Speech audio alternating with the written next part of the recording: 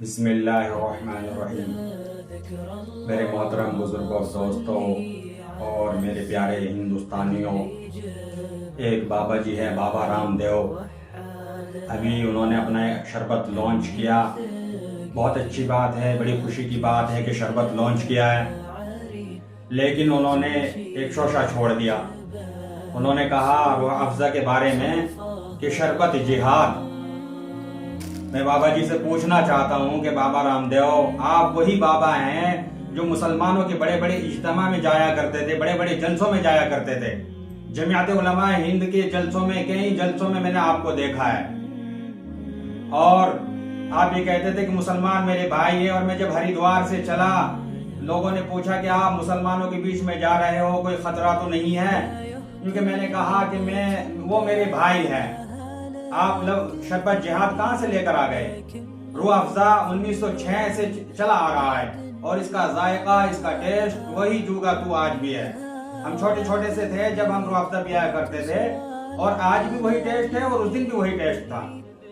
तो बाबा जी इस तरह की बातें ना करें। शरबत जिहाद ये कहाँ से उठा कर ले आया? आप अपना शरबत बेच रहे हैं तो बेचो खूब। आप वही बाबा हैं कि जब आपने गौमूत्र की बात की थी और मुसलमानों ने आपकी पतंजलि का सामान खरीदना छोड़ दिया था, तो आप गिड़गिड़ाए थे जमीयत उलमा हिंद के सदर मोहतरम के सामने। हजरत मौलाना अरशद मदनी ने आपको हलाल का सर्टिफिकेट देने से मना कर दिया था।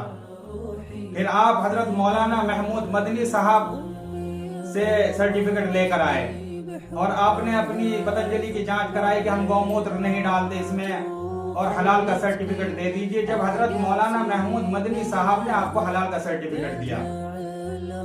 बाबा जी इस तरह की बात ना करें। आप अपना कारोबार करें। आप कारोबारी हैं, उद्योगपति हैं, तो आप अपना कारोबार करें, लेकिन दूसरे के ऊपर इस तरह के इल्जामात ना लगाएं कि ये शरबत जिहाद कर रहे हैं। इसको सारी दुनिया पीती है शरबत को।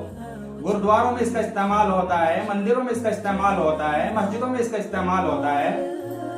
तो बाबा जी से दरख्वास्त है कि इस तरह की नफरत की बातें ना करें। आप तो जो है बाबा जी हैं और आपको तो प्यार और मोहब्बत की बात करनी चाहिए।